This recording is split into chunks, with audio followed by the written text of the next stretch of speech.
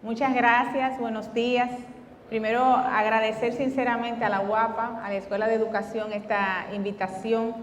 Me parece que este tema del seminario es muy pertinente para lo que está viviendo la República Dominicana. Un seminario internacional de educación dedicado a la educación inclusiva y con un foco en el reto para la escuela dominicana.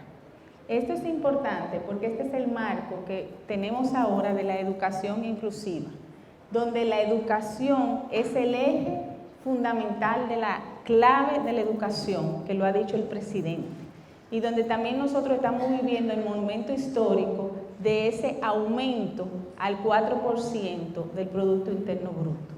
Pero también estamos viviendo el momento donde todos los seres dominicanos, los ciudadanos, tenemos que entrar en la parte de inclusión social. En ese sentido, aunque la educación inclusiva, vamos a ver ahora, es mucho más amplia que la educación a los niños y a los niños con discapacidad, es cierto que hemos identificado que hay grupos vulnerables del derecho a la educación. Y uno de esos grupos vulnerables han sido los niños y niñas jóvenes con discapacidad que han estado excluidos de la educación dominicana. En ese sentido, el marco es considerar a la educación como un derecho. La educación es un derecho y ese derecho lo tenemos todos y todos. Pero, ¿qué significa para un Estado decir que la educación es un derecho?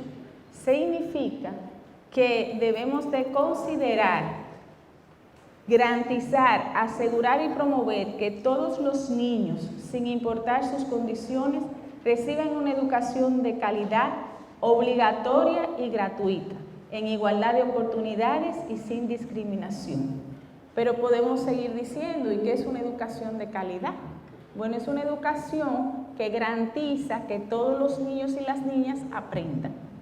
En el caso que nos ocupa de los niños, vamos a estar diciendo, con discapacidad más vulnerable, esto tiene que hacer que el Estado garantice disponibilidad de programas. El Estado tiene que garantizar que existen programas, que haya accesibilidad y que esos programas se ajusten a las necesidades de todos los individuos. Nuestro país tiene un marco de educación inclusiva que viene, vamos a decir, desde los 90. Cuando comenzamos con el plan decenal. Ahí nosotros comenzamos a hablar de educación inclusiva.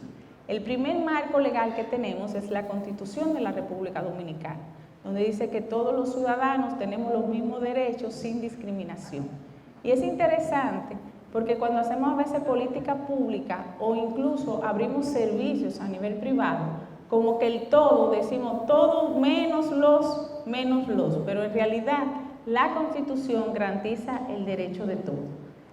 Nosotros partíamos de un marco amplio de educación inclusiva, incluso con ordenanzas y órdenes departamentales desde el año 1996, 1997. Pero a pesar de todo esto, yo quiero que miremos brevemente esta imagen y que ustedes digan qué ven en esta imagen. La educación inclusiva se trata de transformar esta escuela. Esto es lo que se suele llamar la escuela bancaria. Si ustedes observan, todos los niños entran a la escuela como si fuera una fábrica y todos los niños tienen que salir iguales.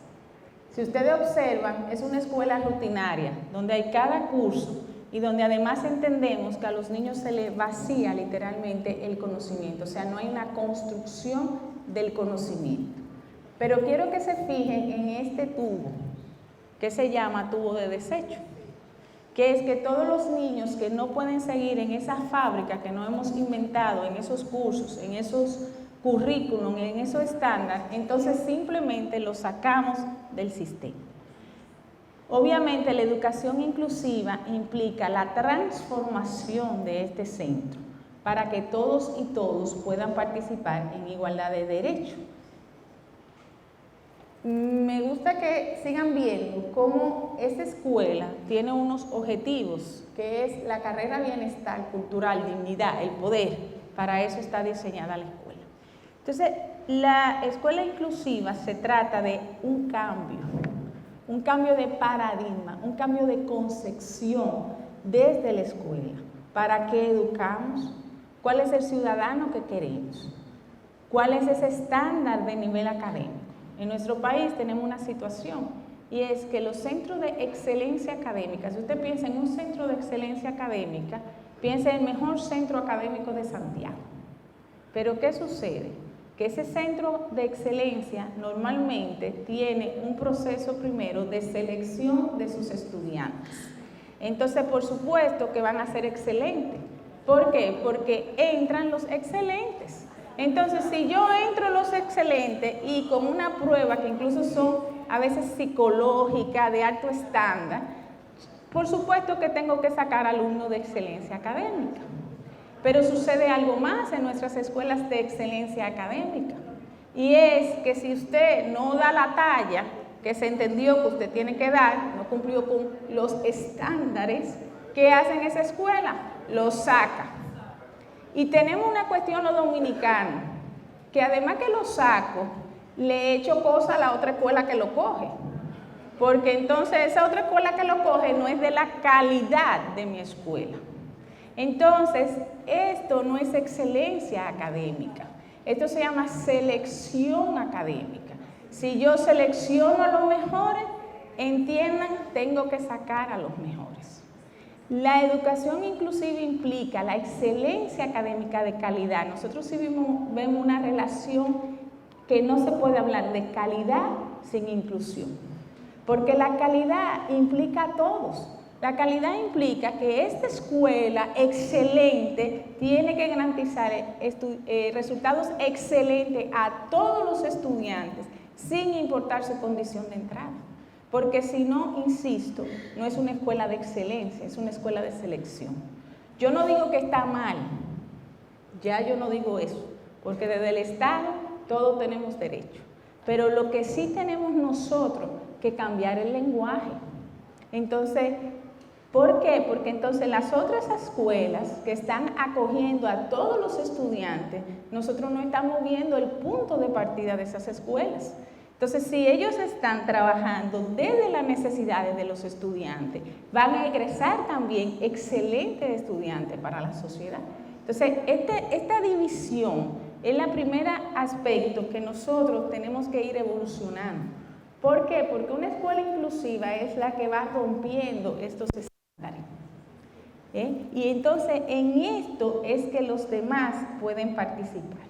En ese sentido, nosotros partimos de que todos los estudiantes son diversos, como están aquí, unos son más altos, otros más chiquitos, y que lo que se necesita es buscar diferentes taburetes para lograr la igualdad de oportunidades. Si ustedes se dan cuenta, los taburetes no son iguales, unos son más altos, otros son más pequeñitos. ¿Por qué? Porque hay estudiantes que necesitan menos. Eso nos lleva al principio de la equidad. No le podemos dar a todos lo mismo.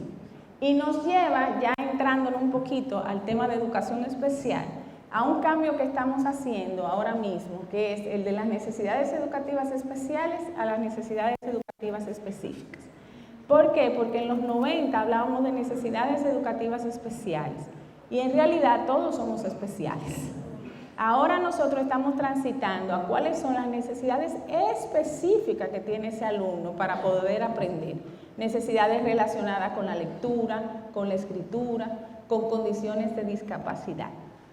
En nuestro país, y esto es importante, ahora mismo nosotros estamos conviviendo con 4 modelos de atención a la diversidad. El primer modelo es al que aspiramos, es una educación inclusiva donde todos los estudiantes participen en la escuela de todos. Y realmente, cuando hablamos de una educación inclusiva, no deberíamos ponerle adjetivo a los seres humanos. Simplemente deberíamos partir de que todos y todas somos diferentes. Y en esa diferencia entonces buscar el nivel de la enseñanza, las diferentes estrategias. Pero eso, como le digo, es el ideal. Para allá es que queremos llegar. Ahora mismo, comenzando por aquí, por el modelo de la derecha, nosotros tenemos estudiantes con participación plena en la escuela regular, pero también tenemos estudiantes en lo que se llama el modelo de integración, que es que los niños están en la escuela, pero en un aula aparte. están integrados a esa escuela, pero no están asistiendo a la misma aula de todos los estudiantes. Pero también en nuestro país persiste el modelo de separación. ¿Por qué? Porque tenemos centros de educación especial, donde entonces se le da el derecho, según la convención, el derecho tiene que ser a la educación inclusiva, pero digamos que los alumnos están. Pero en nuestro país, y eso es lo más grave, también convivimos con la exclusión total. Nosotros tenemos muchos niños, niñas, jóvenes que están fuera de las escuelas por su condición personal de discapacidad. Aquí, ustedes saben que las estadísticas en República Dominicana tienen su situación. Ahora mismo conviven 3 fuentes estadísticas nacionales. Ninguna se puede comparar, porque todas utilizaron un sistema diferente de identificar a las personas con discapacidad. Nosotros también hicimos un levantamiento con unos criterios diferentes, pero normalmente se habla de rondamos entre 40 y 60%, dependiendo de la fuente que usted compare, de estudiantes fuera del sistema educativo por razones de discapacidad. Por lo tanto, convivimos con esos 4 modelos. Hay niños que reciben apoyo a la inclusión con ya profesores de apoyo. Tenemos las aulas de apoyo, o sea que el niño entra y sale, otros reciben el apoyo dentro. Y tenemos las aulas que le llamamos de recursos para la inclusión, que son aulas específicas, por ejemplo, para niños con autismo, la tenemos también para estudiantes con discapacidad auditiva en los centros regulares. Y en los centros de educación especial estamos trabajando un nuevo modelo que pueda conectar para la inclusión y la participación en los centros regulares. Nosotros hemos identificado, porque las necesidades específicas no están condicionadas a la persona, sino a la condición de las personas y a las barreras que se encuentran en su entorno. En ese sentido, nosotros hemos ido identificando barreras dentro del propio sistema educativo. Tenemos barrera de actitud. La actitud es lo más importante para la inclusión. La actitud parte del querer, de entender que esto es un derecho que tenemos todos. Nosotros tenemos experiencia de centros educativos accesibles físicamente que de alguna manera los estudiantes no acceden. Y tenemos centros que los niños se escolarizan porque los maestros quieren y buscan y lo cargan y lo llevan a su clase. Nosotros tenemos niños que escriben, o sea, yo llegué una vez de verdad a una escuela en Neiva y ellos no sabían que yo iba, sino que yo pasé y digo, vamos a pasar por esa escuela. Y entramos. Y yo me sorprendí, yo me quedé maravillada, que lo primero que hice cuando entré fue que me pasó un niño corriendo con síndrome de Down por ahí. Y entonces yo entré y estábamos buscando para hacer aulas de apoyo, porque en Neiva no había respuesta. Y entonces lo que hace esa escuela, nunca había ido nadie de cómo ofrecerle apoyo, cómo educar a los niños, pero ese niño era de su comunidad y estaba en la escuela. Entonces, ¿qué pasa? Me decían, le dio como apuro, es que a veces se nos sale del aula, pero volvemos y lo buscamos, lo entramos y buscamos una profesora y lo sentamos. Entonces ahí es que uno se da cuenta que la inclusión es querer, que la inclusión es sentir que todos son parte de una comunidad. Una de las condiciones que parece que es alto, pero que tenemos que entender como país, es la falta, y como estábamos en la universidad, aproveché en la UAP, es la falta de formación docente y del personal de apoyo en materia de educación inclusiva. En nuestro país, no, o sea, la carrera de educación especial estuvo cerrada por más de 15 años. Ahora abrió una sola universidad y ahora es que está sacando la primera corte. Nosotros no tenemos formación de terapia del habla o de logopeda, no hay. No hay formación de psicopedagogía desde la parte inicial. No hay formación tanto para lo que se llama la pedagogía diferencial como para la atención a la diversidad.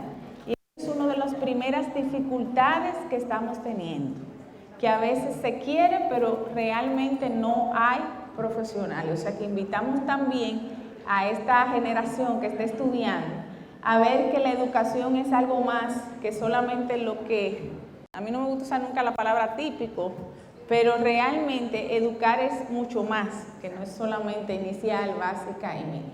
Entonces estamos viviendo una gran transformación.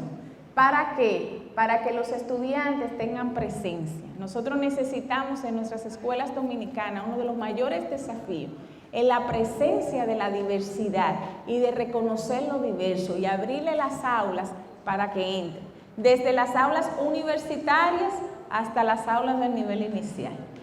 Lo siguiente, no es solamente que estén presentes, sino que puedan participar, y a veces esto es más difícil, porque muchas veces tenemos al estudiante ahí, pero no participa en la vida. En una reunión muy importante, estuvimos viendo y comenzamos a debatir todas las condiciones difíciles de la escuela dominicana pública. Que si hay 40 muchachos por aula, que si no hay docente, todo lo que nosotros sabemos. Pero ahí también, entonces, ellos tienen derecho a participar. Y que cuando esa escuela se arregle y sea de calidad, ellos estén incluidos. Entonces, las condiciones, nunca vamos a tener las condiciones perfectas para la inclusión. Eso es así. La inclusión es un derecho que parte de reconocer que lo necesitamos a todos. Entonces, ellos tienen que participar en la escuela como está. Y la escuela tiene que transformarse con todos adentro. No podemos esperar, vamos a esperar transformar la escuela y tenerla de tal maravilla, su metodología y todo, para que entonces ellos vengan y participen. Hay que hacer que participe con todos. De hecho, ellos son parte de ese todo, donde tenemos que rediseñar para la calidad de los aprendizajes. Por eso invitamos también a los colegios privados de excelencia académica que comiencen a incluir alumnos diversos para que comencemos a ir desafiando este sistema. Y otra cosa muy importante es que tenemos que asegurar el aprendizaje. Entonces estamos pasando de centrado en el déficit a centrado en los apoyos, en el centro educativo y en la familia. Esto es un cambio de paradigma que tenemos que vivirlo todo. A mí me fascina esta imagen. Este es un puercoespín que dice, genial, yo también quiero un sombrerito de globito. Y entonces los otros se quedan así. Pues esto sucedió que cuando llegó el ministro Andrés Navarro, dijo, señores, la política presidencial del presidente Danilo de Medina, que se llama Revolución Educativa, implica que todos los estudiantes participen. ¿Cómo es que lo vamos a hacer? Y nos reunió por primera vez en el ministerio a todas las personas, no solamente a los que estábamos encargados, viceministerio de planificación, a todo el mundo. Y dije, señores, ¿cómo le vamos a poner el sombrerito a puercoespín? Pues miren, siempre hay una manera de ponerle el sombrerito al puercoespín. Y ahora mismo entonces nosotros estamos tratando, gestionando todo lo que teníamos para ponerle el sombrerito al puercoespín. ¿Cómo? Se está diseñando un plan de educación inclusiva que nos fascinaría compartirlo con la UAPA la próxima semana y nos lo pueden aportar porque estamos ya acabando de consolidarlo. Ese plan por lo pronto tiene 5 ejes. Un eje de sensibilización, un eje de repensar los centros de educación especial. No estamos pensando en un desmonte de los centros, sino en que se conviertan en centros de recursos. Y para eso, y es una invitación también, hay que fortalecer las personas que trabajan en los centros, para que puedan hacer el tránsito de los centros de educación especial a los centros de recursos. Tenemos una gran oportunidad identificada, se está trabajando todo el tema de accesibilidad física y accesibilidad a la comunicación. Y en eso República Digital, que ustedes saben que es uno de los programas principales que tenemos, se van a incluir herramientas, pero ahora no es solamente para personas con discapacidad, sino que responda a todos. Asimismo, vamos a crear redes de familias e inclusión laboral. Ya está un documento que les invito a verlo en Educando. Es un documento que va planteando las medidas de atención a la diversidad para estudiantes neurodiversos con necesidades específicas. Partimos de que lo primero es que nosotros, o sea, el Estado, vamos a decir, debe de proveer cada centro recursos para la accesibilidad. Nosotros tenemos muchísimos estudiantes que lo que necesitan es que le proveamos los recursos para acceder al currículum. Entiéndase desde la lengua de señas hasta una rampa. Pero también estamos enfocados en lo que son las medidas de atención a la diversidad. Cuando nosotros tenemos alumnos con necesidades específicas, lo primero que nos planteábamos en los 90 es inmediatamente comenzar con los ajustes curriculares individualizados, las adaptaciones. Pero ahora nosotros vemos necesario primero comenzar con las medidas de atención a la diversidad que debe tomar un docente. A medida que el docente pueda ampliar su rango de enseñanza, y eso hay que enseñarlo desde la universidad, porque el primer problema que tenemos es que planificamos para un grupo que no existe. El estudiante ideal, el estudiante homogéneo, dejó de existir hace mucho tiempo, no existe. Además, en una escuela que plural, democrática, lo que tenemos es un proceso diverso. Sin embargo, si ustedes se dan cuenta, y no quiero criticar porque son todo el mundo, cuando nosotros vamos a enseñar, por ejemplo, planificación, ¿cómo ustedes planifican, por ejemplo? Pensando en un grupo.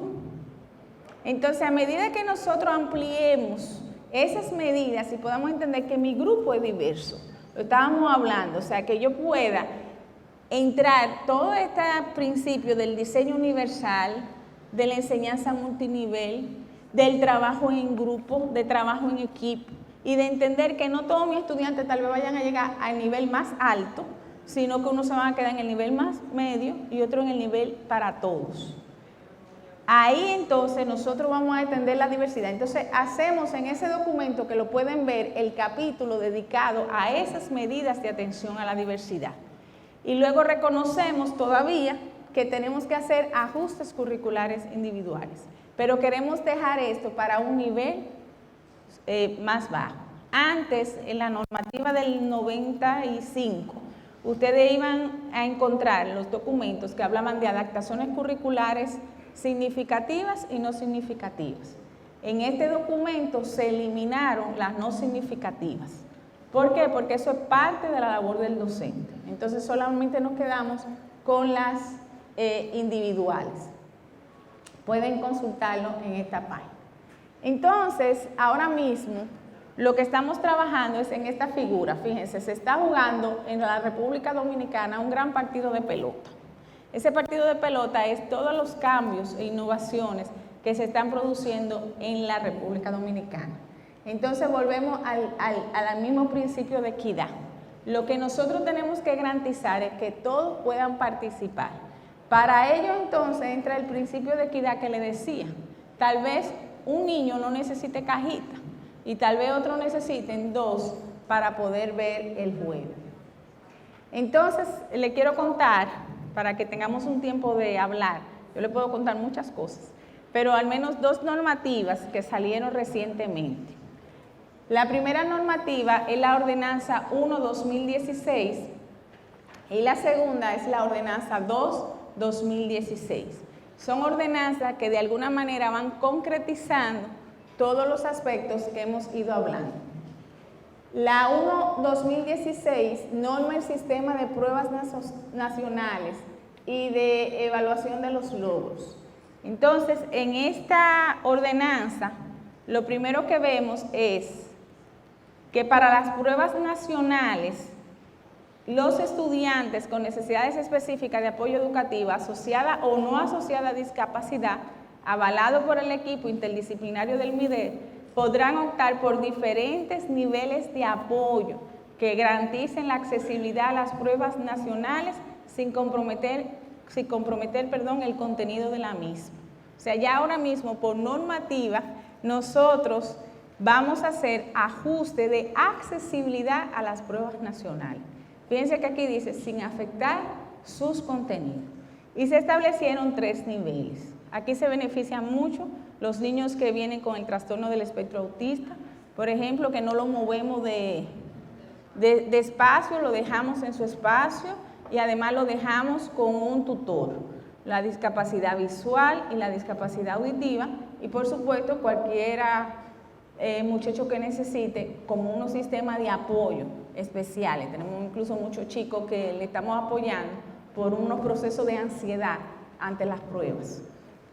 Pero también hemos logrado, y esto es la mejor innovación que tuvimos, ustedes no lo están leyendo, yo lo leo bien, que los estudiantes, que no todos los estudiantes tengan que acceder a las pruebas nacionales. Entonces, los estudiantes que decidan, o sea, por su necesidad específica de apoyo o por su trayectoria, no acceder a las pruebas nacionales, van a optar por una certificación de bachiller.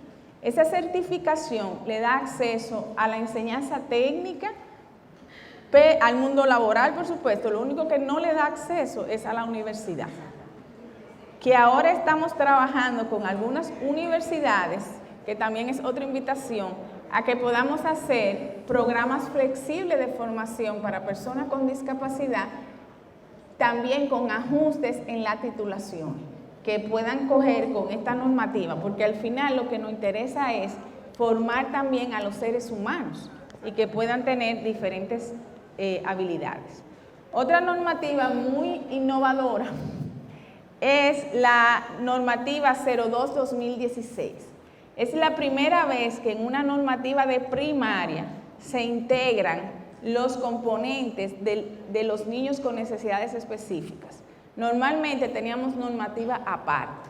Ahora estamos trabajando que los capítulos que tengan que ver con los niños con necesidades específicas estén en la normativa de los niveles, como un principio de inclusión.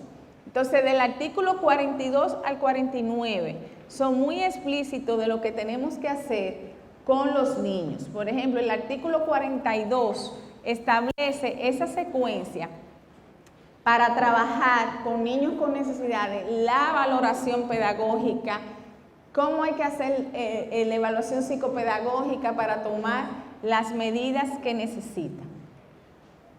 El artículo 43 dice que la evaluación de las competencias curriculares para los estudiantes con NEA debe contemplar diversidad de procedimientos, tomando en cuenta los apoyos que el estudiante requiere. Es decir, que el profesor que va a evaluar a un niño con necesidades específicas de apoyo puede incluir otras herramientas específicas para el niño.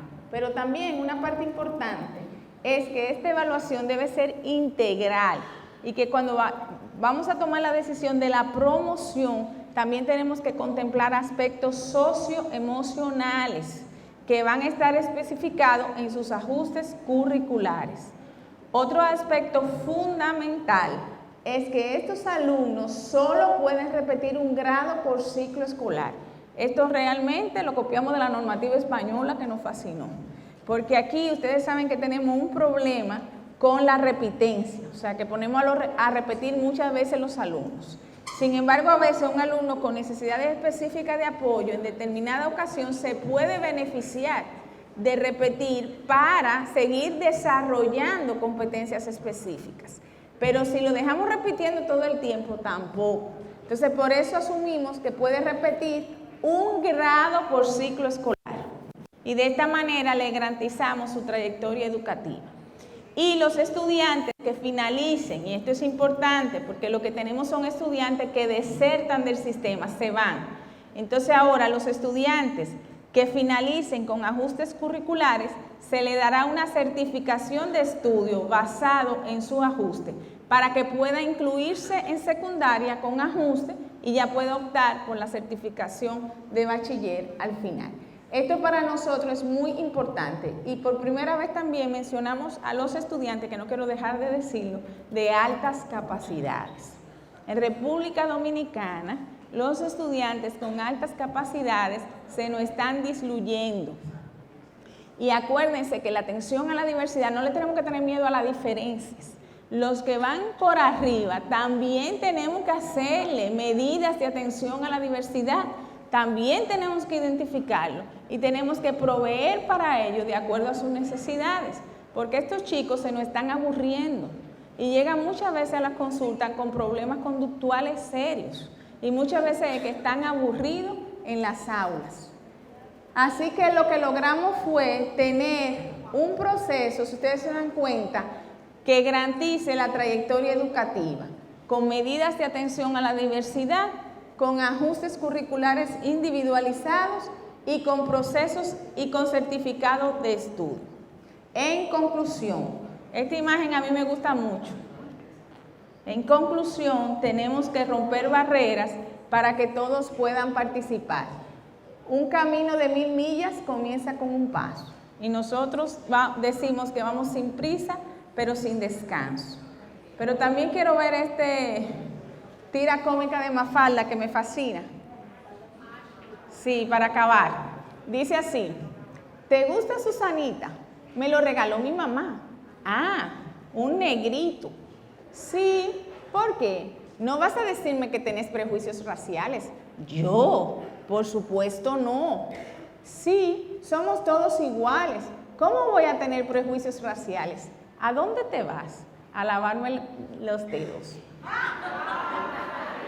Yo espero que nosotros no seamos como Susanita. ¿Cómo te fue? Ya, mira, la educación inclusiva eso es. Pero déjame ir a agrupar mis alumnos. La inclusión es un proceso, y esto es importantísimo, no es un fin.